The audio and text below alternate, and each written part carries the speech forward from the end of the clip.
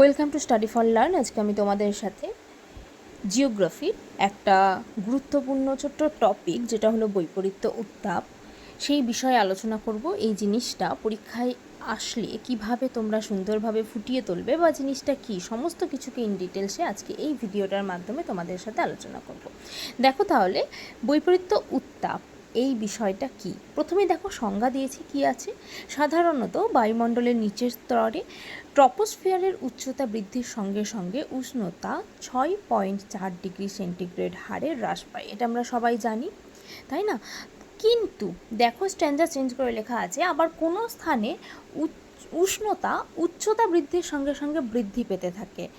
মানে কি হচ্ছে, আগে যেটা আমরা জানি, যেটা নর্মালি হয়, উচ্চতা বৃদ্ধির সঙ্গে সঙ্গে উষ্ণতা হ্রাস পাবে, কিন্তু এখানে হবে কি, উচ্চতা বৃদ্ধির সাথে সাথে উষ্ণতাও বৃদ্ধি পাবে।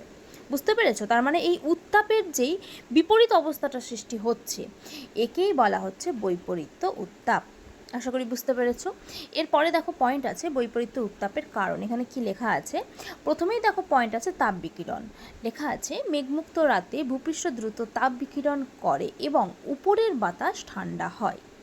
2 নম্বর পয়েন্ট আছে বায়ুর চাপ। এখানে কি লেখা আছে? ঠান্ডা বাতাস ভারী হয়ে নিচে নেমে আসার ফলে ওপরের দিকের বায়ুর চাপ কম থাকে, যা তাপমাত্রা বাড়াতে সাহায্য করে। এটাই হচ্ছে বায়ুর চাপের যেই পরিবর্তনটা, সেটার জন্যই কিন্তু এই বৈপরীত্য উত্তাপটা হয়ে থাকে।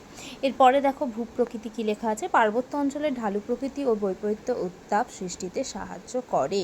তাহলে বুঝতে পারছো যে যেই ঢালু প্রকৃতিটা আমরা দেখতে পাবো, সেই ঢালু প্রকৃতিও কিন্তু এটা সৃষ্টিতে সাহায্য করছে। এরপরে দেখো পয়েন্ট আছে বৈপরীত্য উত্তাপের প্রভাব। কি লেখা আছে? 1 নম্বর পয়েন্ট আছে জলের সঞ্চালন।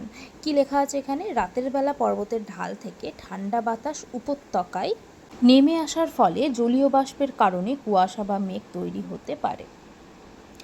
এরপরে দেখো 2 নম্বরে আছে তাপমাত্রা। বৈপরীত্য উত্তাপের কারণে পর্বতের ওপরের দিকের তাপমাত্রা নিচের দিকের তুলনায় বেশি থাকে।